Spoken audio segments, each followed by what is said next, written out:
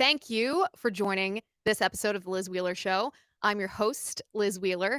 If you haven't already subscribed to the show, would you do that before we jump into today's episode? Just pick up your phone. It's very easy. Go to the Spotify app, click on it, type The Liz Wheeler Show into your app, into the search bar. You'll see us. Subscribe to the episodes over there. As I've said before, we have video on Spotify now. It's a censorship-free app, so you always get the full episode over there. Once you subscribe, if you could leave us a 5-star review as well, that would be great. I would be so appreciative. Okay, so I wanted to take today's episode and dive into this theory about the Egyptian plains in a little more depth. We've talked about this a couple times over the course of the past couple of days. The theory to which I am referring is a theory that was brought into prominence by Candace Owens and by this guy on X named George Webb. I believe he has a Substack as well. And the premise of this theory is that 2 Egyptian military planes were following Erika Kirk. And that's not just the gist of it. That's the actual allegation from Candace Owens and from George Webb. In fact, specifically, they claim that the Egyptian military planes overlapped with Erika's travel between 65 and 75 different times over the course of the past 3 years. Now, it seems kind of weird. Why would Egyptian military planes do that? The underlying insinuation is that Egypt and Israel are known to have some intelligence cooperation or military cooperation. And the insinuation is that Israel conducts some of its covert operations using as camouflage Egyptian military planes. That's Candace's insinuation in this case. So why should you be troubled by the fact that Candace says Egyptian military jets were overlapping with Erika Kirk? Well, they were surveilling her. That makes it more likely for you to believe that Israel was the culprit for Charlie Kirk's assassination. That's the thrust of the allegation here. Now, Candace has said on her show on November 21st, specifically, she said that, she stated exactly how important this theory about the Egyptian planes is to her overall theories about who killed Charlie Kirk. This is Candace Owens on November 21st. Take a look. I can tell you that right now in government, there is real panic. There is real discussion happening regarding the Egyptian planes. I was informed that yesterday evening because I'm getting the sense that they hold the key to solving Charlie's assassination. The media keeps trying these weird ways to debunk them. Okay, that was November 21st, not too long ago, just a couple of weeks ago. Candace said that the Egyptian planes hold the key to solving Charlie's assassination. Now, you can put a pin in the insinuation here, but what she means, of course, is what I described before, that she is claiming, or the insinuation is that Israel was using these Egyptian planes as camouflage, and thus the key to solving Charlie's assassination is to recognize that. And I don't even want to say believe that because it's not substantiated by evidence. Now, fast forward just a couple weeks, and Tucker Carlson goes on Theo Von's podcast, and Theo Von asks him about Charlie Kirk's assassination, asks him about Candace Owens' theories and the controversy between Candace Owens and Erika Kirk. And Tucker Carlson, this is his response to Theo Von on Theo Von's podcast, specifically related to the allegation about Egyptian jets surveilling Erika Kirk. Take a look. I don't understand the official story at all.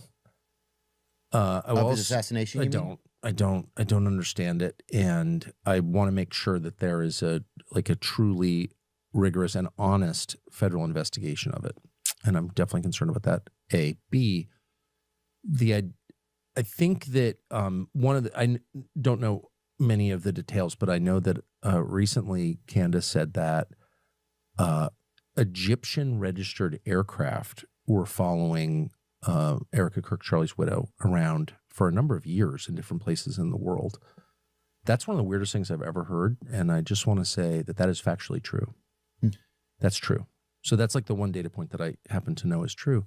What does that mean? I have literally no idea. I can't even guess, but that's very, very strange. And what is Egyptian? It could mean aircraft from Egypt. Who knows? I think that they were registered in Egypt. Got it. And but that fact is true. So that enough, and it also her claim that, you know, there were kind of a disproportionately large number of foreign registered cell phones at the event. That's also true. So what does that add up to? I don't know, but it means that the FBI has a moral and legal obligation to look in every direction and to be open-minded, as you would in any investigation, in journalism, in science. It's all the same process. I don't know the answer, and I'm going to sift through everything as open-mindedly as I can, as honestly as I can, to get to what the truth is. That's science, that's law enforcement, that's journalism. It's all the same. That's justice. And I just want to make sure that is happening, and I just don't have a ton of confidence in the FBI or the men who run it. And I'm not saying that out of ignorance at all. That's a scary part too. I'm not alleging anything. I'm just saying I No. think it's really important that we have that. That is what authenticity sounds like, and that's what we're doing here. We are investigating, right? Sometimes you get something wrong, you correct it, but I was right about the Egyptian planes. And when you hear Tucker Carlson say that he is confirming that that part is true, what I take from that, Tucker Carlson has been very clear. He grew up with CIA agents, okay? This is a guy who grew up in Virginia. His father, he learned after his father died, he thought he was just working with the CIA. No, his father was on the payroll of the CIA. So Tucker's friends are in the state. So you should take it as a concrete fact that there's something up with these Egyptian planes, and they were in fact following around Charlie, and they were following around Erika, as I told you. And that means people in the NSA, the CIA, are confirming that that is real. Okay, so Tucker Carlson's phrase, he said that is factually true. And then Candace is saying that that's verified. And because Tucker Carlson comes from a CIA family, she is leaping to the conclusion that that was confirmed by members of our intelligence community, CIA or NSA. Now, if you can take, Candace's phrase was concrete fact. If you can take something as a concrete fact, then there needs to be evidence to substantiate it. And the problem with both Tucker Carlson's assertion that this is factually true, he knows that it's true, and Candace Owens saying that you can take this as a concrete fact, I was right. The problem is that the data doesn't match what claim Candace has made about the Egyptian planes. Before we get into that, though, yesterday, after meeting with Erika Kirk, Candace Owens doubled down on the Egyptian plane theory and says that she has more information coming out about those planes. Take a listen. Lastly, I want to add, of course, I was locked in this meeting when people online were another round of debunking the Egyptian planes. I want to be very clear. We discussed the Egyptian planes, and I have since worked on an incredible document about the Egyptian planes, which we are going to put up on our website, because I realized that when we shared that spreadsheet, people assumed that one of the columns, which was actually saying where the planes landed on that day, because it was plus or minus 3 days, was exactly where Erika had been on that day, and that was inaccurate. And so for clarity, I had been working on the last week on turning it into an interactive timeline that we can put up on our website, because I'm certain that these Egyptian planes are incredibly shady and that they were in fact tracking Turning Point USA, Faith, broader events. Of course, Erika was at some of them, Charlie was at some of them, but it is the pattern here is undeniable. So let the naysayers and people make videos trying to, fifth round debunk these planes. I also want to say to you that I feel very confident that I know why these planes have caused such panic. And it is because there is overwhelming evidence that these planes regularly fly in and out of Israel. And I'm going to present that evidence tomorrow. I say that strongly. This is I feel very confident saying these Egyptian planes are flying in and out. And notice I'm saying planes because once I was able to connect people that were on those planes onto other Egyptian planes, I was able to realize that these planes are flying in and out of Israel and turning their transponder off each time that they do it. That is now makes perfect sense of why there was this mass panic, right? It's not exactly like we have a strong Egyptian lobby in the United States. Not like we're like, whoa, well, those darn Egyptians again are trying to get TikTok censored. I mean, every person in the game, Barry, acting. Well, these are the usual suspects that act if something is a threat to Israel, okay? Which is, they should have just been forthcoming, pretended that it was changing apart. Instead, they're trying to gaslight us, and they're actually, frankly, just pissing me off. So I became locked in on these Egyptian planes because that's how I am, okay? You keep pushing me and keep pushing me, I will become an expert on these planes. I'll learn how to build an Egyptian plane. And the reality is, like I said, tomorrow I will show you how these planes tie back to Israel. And there's no disproving this. Okay. So here's what I want to do at this moment. And for this portion of the episode, I actually don't want to contend with Candace's allegation that these Egyptian planes landed in Israel. Because even if they did, I'm not sure what that's supposed to prove. I know what Candace is insinuating that it proves, but that actually has no bearing whatsoever on whether the Egyptian planes overlapped with Erika Kirk's travel, whether these Egyptian planes were surveilling Erika Kirk. Whether or not they went to Israel does not change the fact that there's factual inaccuracies in the spreadsheet that Candace Owens shared on her show, that George Webb shared on his Substack. We talked about this earlier in the week just a little bit. There's a couple of other things that I want to bring to your attention. But first of all, and Candace, by the way, actually admitted this on her show last night when she, and you just heard it, by the way, in that clip, when she noted that the parameters for the definition of an overlap, meaning when she says an Egyptian plane overlapped with Erika Kirk, the definition of that overlap is incredibly broad, according to these spreadsheets. And no, I'm not a statistician, but I have unfortunately gained the skill of analyzing the methodology behind, whether it was COVID studies during 2020, whether it was childhood vaccine studies that were deliberately rigged, whether it's, biased political polls. You look at the definition of the terms that determine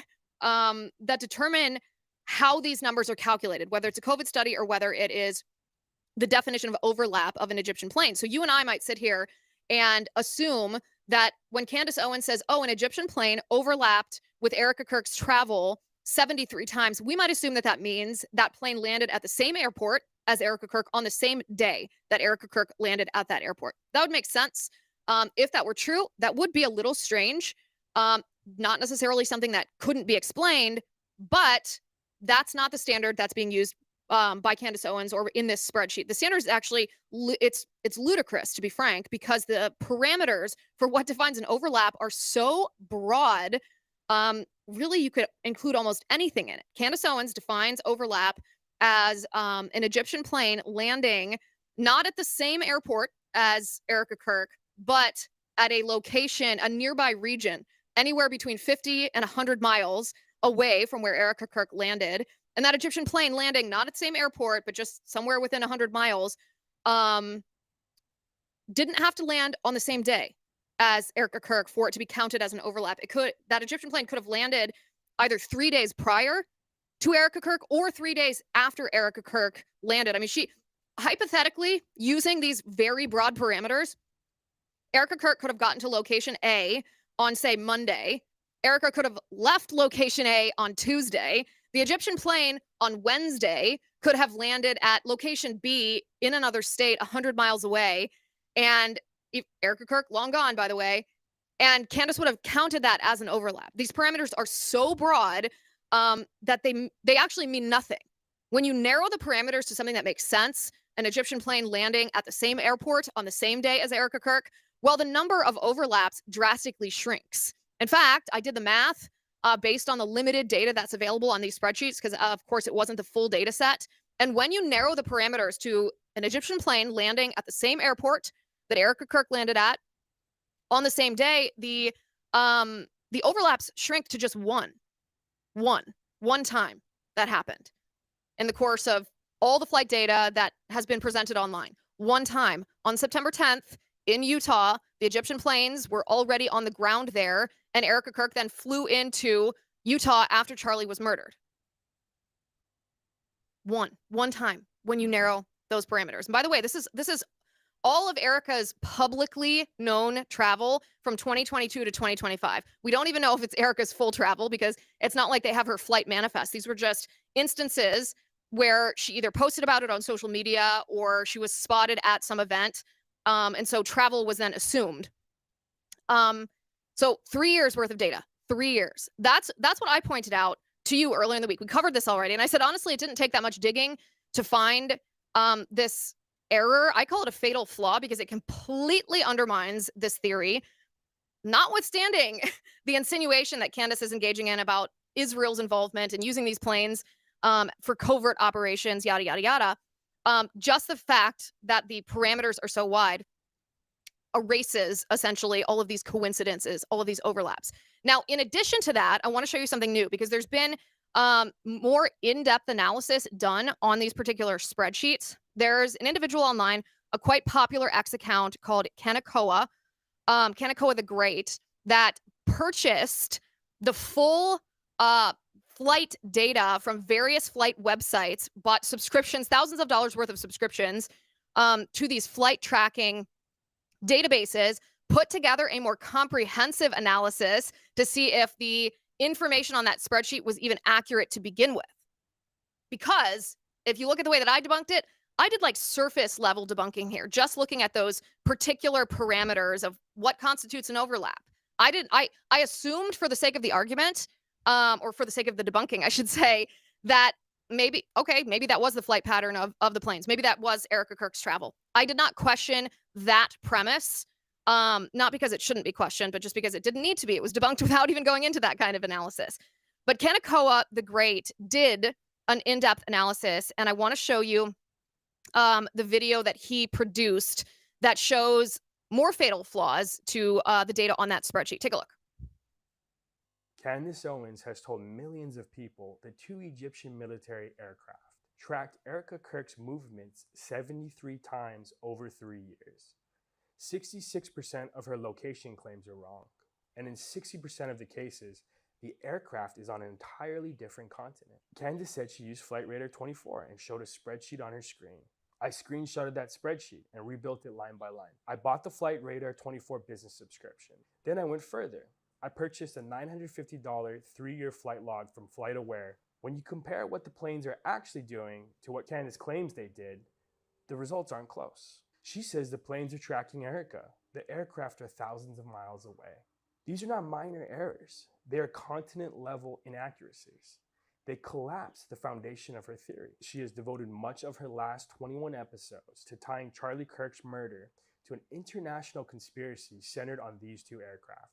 The Egyptian planes hold the key, and that is obvious. Maybe these planes might be the key to everything. They hold the key to solving Charlie's assassination. Egyptian military planes, Egyptian planes, Egyptian planes, Egyptian planes, Egyptian planes, Egyptian military planes, Egyptian planes, Egyptian military planes, Egyptian planes, Egyptian planes, Egyptian planes, Egyptian planes, Egyptian military planes. She publicly questioned Kash Patel, Tulsi Gabbard, and Joe Kent, suggesting they knew about this conspiracy and were covering it up. She suggested TPUSA knew about the planes and tried to kill the story. Turning Point USA put in a personal request to try to get the Egyptian plane story killed. She linked the planes to France through Satis, a French aerospace company operating in Wilmington. Where was Brigitte Macron on the dates that Egyptian plane was from 9/4 through to 9/11? She further claimed Israel was connected because an Israeli firm is the second largest shareholder in Satis. The second largest shareholder for Satis is Israel. Charlie Kirk's murder is a tragedy. 2 children lost their father. A wife lost her husband. Millions lost someone they admired. And instead of honoring that, Candace Owens built a global conspiracy around his death, a patchwork of anonymous emails, wild speculation, and insinuation stitched together around a fraudulent spreadsheet that just happens to circle back to the same obsession she had long before Charlie was murdered. It's insane. She's accused innocent people of murder. She's accused Charlie's closest friends of betraying him. She took the people Charlie loved most, the people he built TPUSA with, and she taught millions to vilify them. And when you look at the real data, the timestamps, the logs, the flights themselves, her entire story evaporates. As Candace would say, it's so fake and gay. The overlaps aren't real. The conspiracy isn't real. The only real thing is the damage Candace has done to the people Charlie loved most. So, as I said, this is an even more in-depth analysis that reveals, either one of these fatal flaws would have sufficed to debunk this theory, whether it was narrowing the parameters to what normal people would define as an actual overlap, or whether it's looking at the flights themselves. Were the flight logs that were on that spreadsheet actually accurate? Well, Kaneko said no. He purchased all this data, and 66% of the locations where the Egyptian planes were claimed to be on the spreadsheet were wrong, and 60% were so wrong they were on the wrong continent. They were on the wrong continent. We can show a picture, by the way. Kaneko put this up on his X account, and you can see the red is the flights that are incorrect on that spreadsheet. The rest of them, I suppose, are accurate. But look at how many red Look at how many red. It undermines the entire, the whole, it's the foundation, right? The foundation of the spreadsheet. The two things are completely wrong. And it's not just the definition of overlap and the narrowing of parameters. It's not just the fact that these, that Kanakoa found that these flights were wrong. Other individuals have also purchased this. Other individuals have also purchased the same sort of data. There's a user on X by the name of BayoNerd09, and I want to show this tweet on the screen, or this X post on the screen. His name, or he says, I went in and included the last 6 flights I hadn't had time for. Here's what the data regarding the Egyptian planes that Candace Owens claims were following around, first Charlie Kirk, then Erika Kirk, then TP USA Faith. And he says 40 of the 67 flights did not exist. Did not exist. Okay, so the whole theory is undermined by the fact that the data is wrong. The data is completely wrong. This is important. It's important because we can't base an investigation on feelings. Candace says she's locked in, that she'll learn how to build these planes. Okay, build a spreadsheet that's accurate. She says she's going to build a spreadsheet. She didn't say that she had differing information. We'll take a look at that when that's released. But the crux of the argument that Candace Owens is making, the reason why to her it's important that you believe this theory about the Egyptian planes, is because it is one of her primary arguments against Tyler Robinson, or against the fact that the evidence against Tyler Robinson, meaning the evidence that demonstrates that he killed Charlie Kirk, is incredibly strong. And Candace doesn't want that to be true. We've talked about coming to an investigation with a preconceived villain in your mind before, and how that causes you to cherry pick data that substantiates your point of view and also ignore data that shows what the real conspiracy might be. Candace Owens also said last night on her show that there are commentators. She said all these commentators are saying that there's overwhelming evidence against Tyler Robinson, and she strongly disagrees with this. She calls the evidence against Tyler Robinson scraps. Take a look at this. Commentators who have gone out and said to you, it's overwhelming. The evidence is overwhelming. The text messages that don't have a date, that don't even sound real, that's overwhelming. That to me feels really fake and gay. I really do want to say that to every commentator that is out there trying to tell the public and insisting that if you say it enough times it'll become real, you're actually just being dishonest. And I offered that a more honest way to communicate would be to say, we think he's involved. We feel strongly. I've said that. I think he's involved. We are very hopeful that throughout this investigation, we are going to get that concrete thing. And that's where we're at right now. That's just the stage that we are at. That is not what we are getting from them. That is like, I just feel like that's really important to let you guys know. Let the gaslighting stop. They have what you have, okay? There is nothing else. They are in an investigative stage. Erika has been named as the victim. They will know more in this May hearing, which is the probable cause hearing. That's what the lawyer told me. It's probable cause hearing. And that's when they will see the evidence. That's when they get to present the evidence, why they are going to stand there before a judge and be like, yes, we need to move this forward. It's not just an affidavit. We're not pulling together scraps. We have concrete evidence.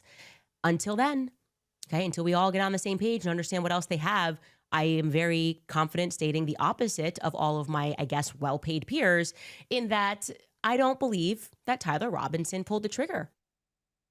Okay, so a couple of notes on this. First of all, the text messages themselves between Tyler Robinson and Lance Twiggs, those were revealed to the public by the Utah prosecutors very quickly after Charlie Kirk's murder. Candace has been skeptical of those text messages from the beginning because the way that they're worded is weird. You and I've talked about this many times. They are weirdly worded, by the way. And Candace assumes that means they're fabricated by the FBI without providing evidence of that theory. She assumes that means that FBI agents, this is what she told CNN, that she assumes that means FBI agents were sitting there typing out lies and then pretending, basically fabricating and planting evidence against Tyler Robinson.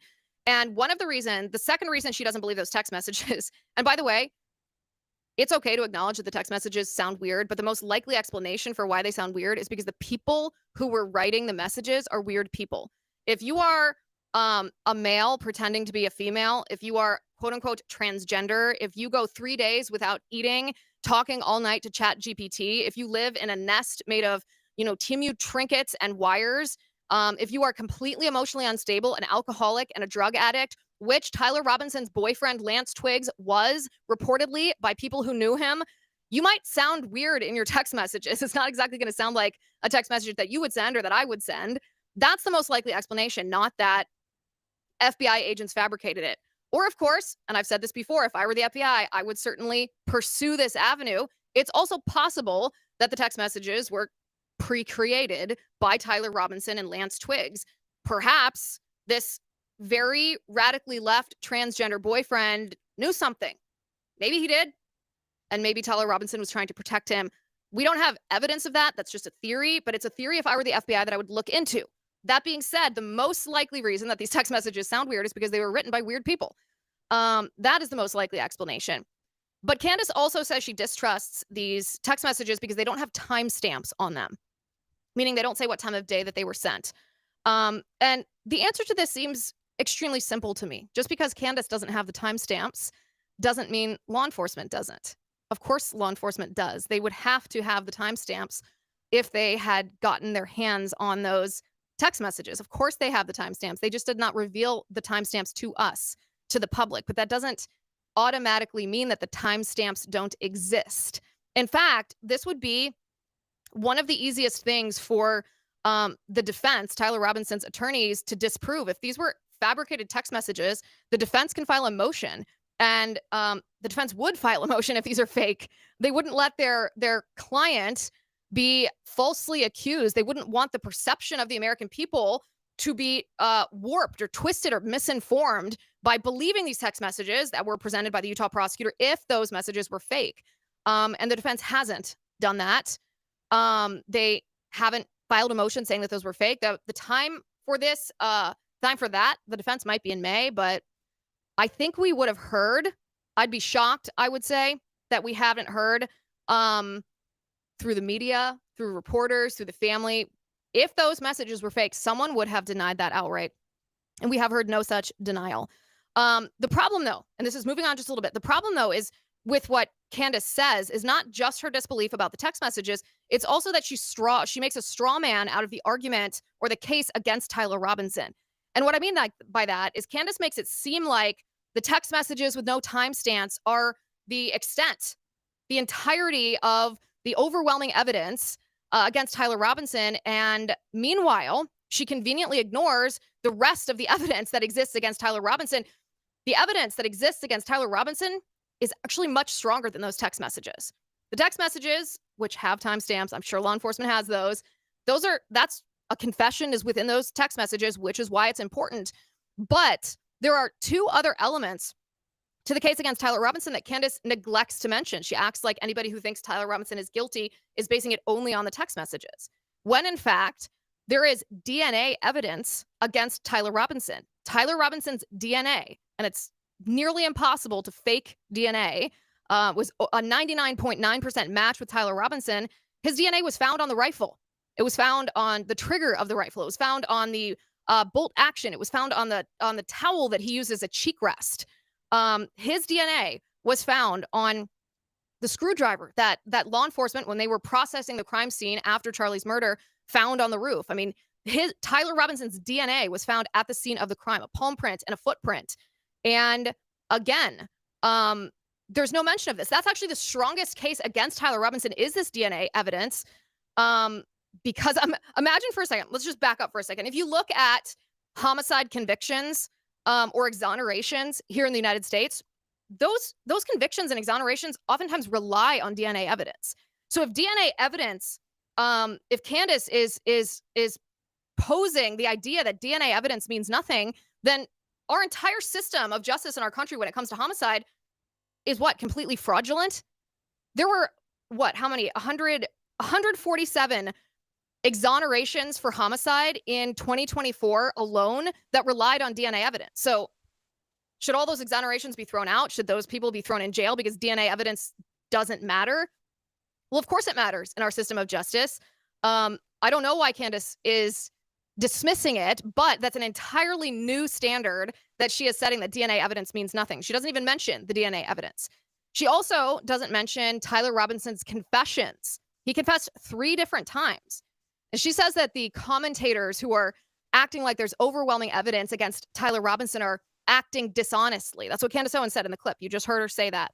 Well, omitting the two strongest pieces of evidence against Tyler Robinson, omitting any mention of the DNA evidence against him, and omitting the fact that he confessed 3 different times, in my opinion, that is what's dishonest. These confessions from Tyler Robinson aren't just in the text messages between he and Lance Twiggs. There are 2 other confessions in addition to the text messages.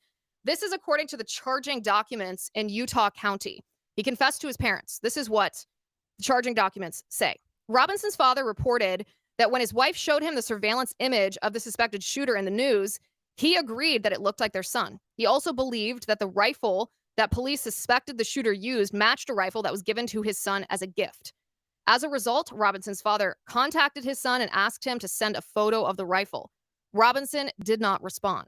However, Robinson's father spoke on the phone with Robinson. Robinson implied that he planned to take his own life. Robinson's parents were able to convince him to meet at their home. One note, let me interject my comment here in the middle of this charging document. For those who claim that the text messages are fabricated, there's a very interesting revelation in those text messages between Tyler Robinson and Lance Twiggs that doesn't seem possible that it could have been fabricated if the text messages were fabricated. And that is the fact that Robinson's father asked his son to send a photo of the rifle. He asked his son to send a photo of the rifle, and Robinson, in his text message to Lance Twiggs, told Twiggs that his father had asked him to send a photo of the rifle and that he wasn't going to respond to his father right then. Well, eventually, Robinson did, of course, speak on the phone with his father, and his parents were able to convince him to meet at their home. The charging document goes on to say, as they discussed the situation, Robinson implied, and this is to his parents, remember, that he was the shooter and stated that he couldn't go to jail and just wanted to end it. When asked why he did it, Robinson explained there's too much evil, and the guy, Charlie Kirk, spreads too much hate.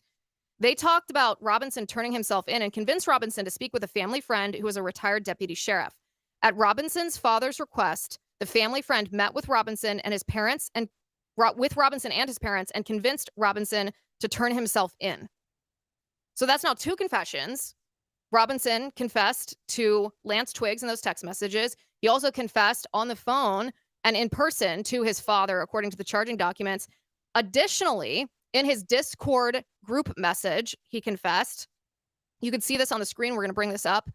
It says September 10th, 2025 at 3:17 p.m., Charlie Kirk got shot. At 3:44 p.m., dead. On September 10th at 4:40, I just saw the video.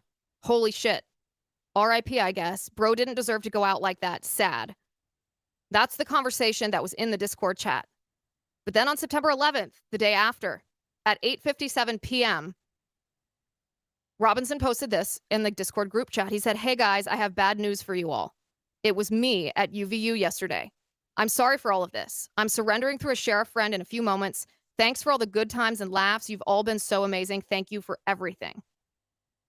So that's 3 separate confessions to 3 separate parties. Once to Lance Twiggs via the text messages, once to the Discord group chat members the day after, and then to his parents in a phone conversation. So the case against Tyler Robinson, the overwhelming evidence against Tyler Robinson is not found solely in the text messages that quote unquote sound weird. The overwhelming evidence against Tyler Robinson is DNA evidence, which we have. This is no secret. This is not insider information. This is not a source giving me information and me gatekeeping that source and telling you just to take my word for it. This is in the court documents, the DNA and the confessions. As I said, Candace Owens makes the argument that commentators who are presenting overwhelming evidence against Tyler Robinson are being dishonest, but to omit from your from your commentary 2 of the most significant pieces of evidence against Tyler Robinson, that's what's dishonest to viewers. It's an insult to viewers. Okay, in a sense, actually, the evidence against Tyler Robinson is a prosecutor's dream bucket of evidence. This, in a sense, it's a very cut and dry case. I mean, how often do you have someone who immediately confesses multiple times and DNA evidence that not only places the individual at the scene of the crime, but on the murder weapon itself, and that the murder weapon was connected To Tyler Robinson, as his father recognized, and his mother recognized Tyler Robinson in the photograph that law enforcement had put out after the shooting, asking people if they recognized the subject. Okay, so then Candace Owens last night, discussing her meeting with Erika Kirk, talks about an allegation that she had made on her show. Candace had claimed at a previous time that Charlie Kirk had sent a text message to Andrew Colvett the night before the UVU event, so the night before he was murdered. And in that text message that Candace claimed Charlie Kirk sent to Andrew Colvett, Candace said that Charlie said, "They are going to kill me tomorrow." Now, after talking to Erika, this is what Candace followed up with last night. When you say you believe that Charlie Kirk was... We'll bring that up for you in just a second.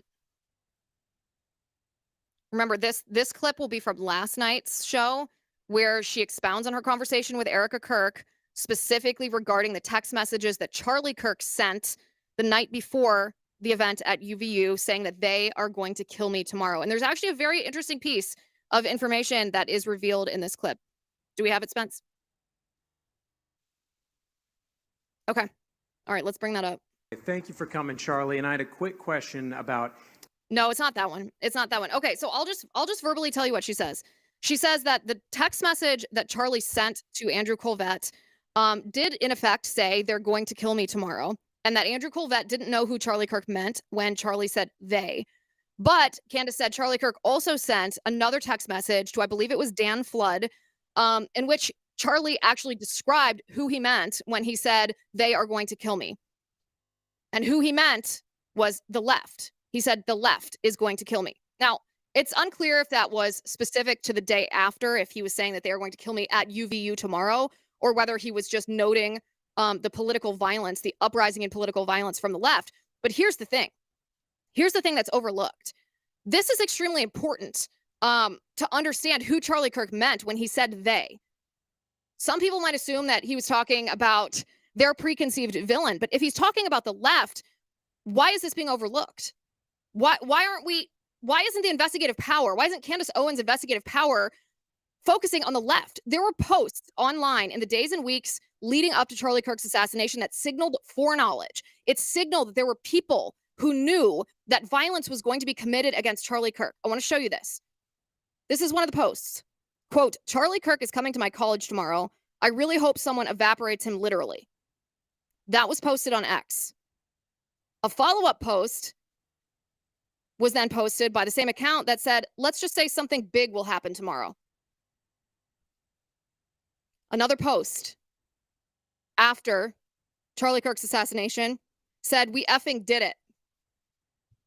A third post said, "You guys, I have something big coming soon. Just be sure to check the news. You'll know it when you see it." These are not normal posts. These are not posts that should be overlooked. What about Armed Queer Salt Lake City? The radical, transgender, militia-like group that suddenly scrubbed their entire online presence immediately after Charlie Kirk's assassination. What about that group? What about Lance Twiggs, for goodness sake? Where on earth, forget Carmen Sandiego, where on earth is Lance Twiggs?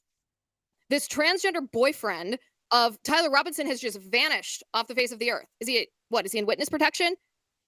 Is he institutionalized somewhere? Is he hiding out?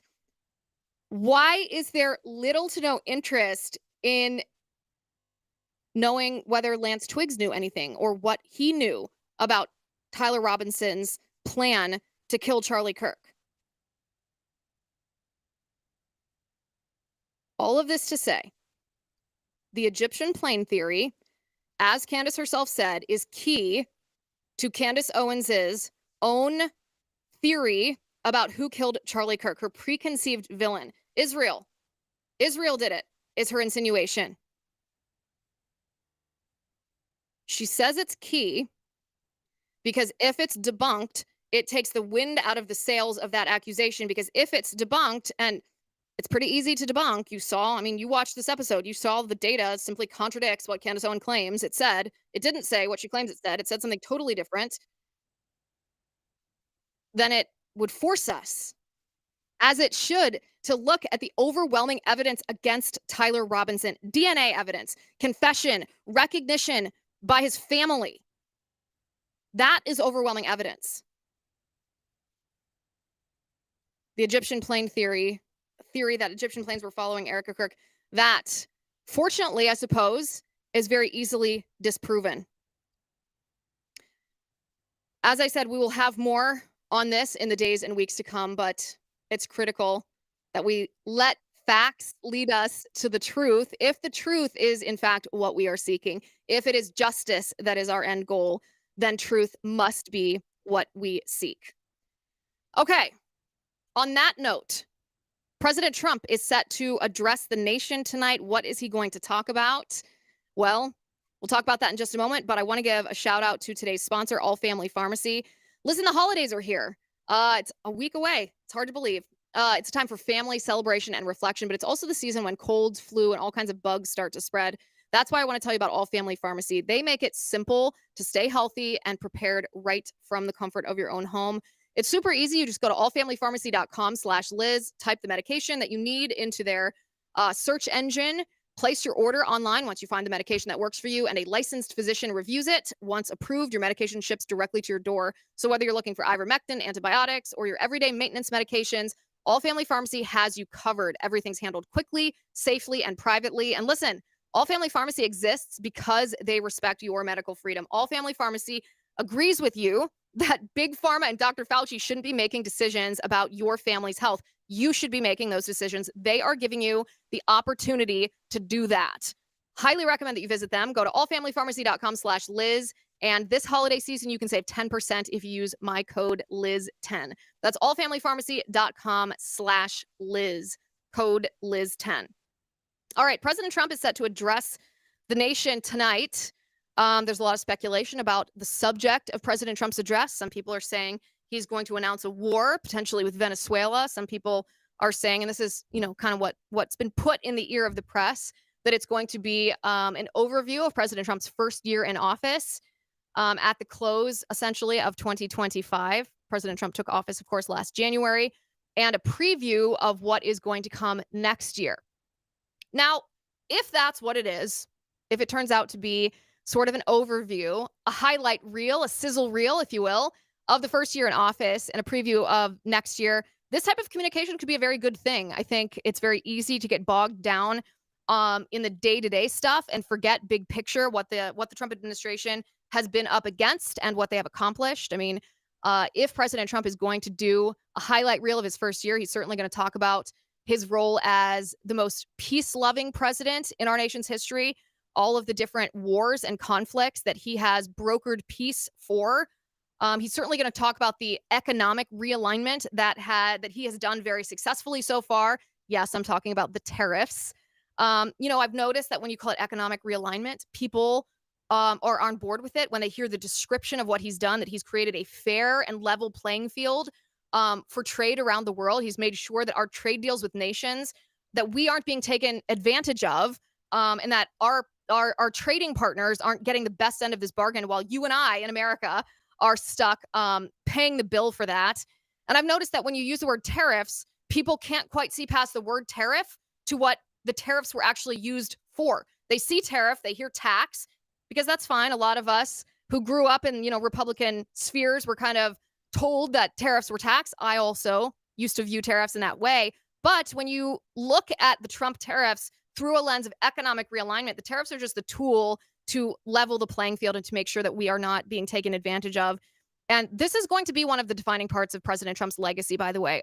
I said this during or after his first administration. There was a time that President Trump appeared on Joe Rogan, and he was talking about COVID, and he was talking about what he accomplished during his first term in office.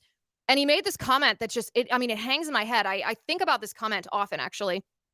President Trump made a comment about what good he did for the economy and how people thrived and prospered during his first administration. But he said, that was only the beginning. if COVID had not entirely derailed what he was doing economically, if the tariffs of the first term had actually taken effect and had leveled the playing field, the money would have just been pouring into the pockets of the American people. And I picture that scene, that interview between Donald Trump and Joe Rogan. I picture that frequently because that's going to be one of the defining legacies of the Trump administration that's in a sense overlooked because a lot of people on both sides of the aisle misunderstand that tariffs are not the end. They're the means to the end. But if Trump accomplishes what he set out to accomplish with tariffs, then it's going to have a generational impact on our economic prosperity. And so I hope that he discusses that in addition to his efforts at creating peace around the world. I also think it's important for President Trump to give people, specifically his base, his voters, something to wait for and to be a part of for next year. Because a lot of good things have happened in 2025, in this first year of the Trump administration, but there's also been frustrations from his base. Because we all want to be successful. We all want to go at warp speed. We feel an incredible urgency to make sure that President Trump dismantles the deep state so that it can't be weaponized against us the next time the Democrats get power. And there's been frustration. You and I have talked about this often. I mean, think about the frustration with the Epstein files. Think about the frustration with the fact that the Attorney General, the Department of Justice, has not prosecuted any of the deep state swamp creatures who weaponized the federal government against you during the Biden administration. There's been no accountability for that. The deportations that we were promised, yes, they're happening. And the words coming from the Trump administration about mass deportations are good. But the rate of deportations is not enough to actually, in my opinion, to define them as mass deportations. In addition to the fact that in the wake of the murder of Charlie Kirk, we, the American people, were owed a crackdown on left-wing violence by the administration, by the Department of Justice. We are owed a crackdown on domestic terror organizations like Antifa and communist, Marxist, anarchist groups that seek to overthrow the United States government and commit violence against the people, you and I, whom they arbitrarily define as oppressors. And we haven't seen that. We've heard words, and the words sounded good.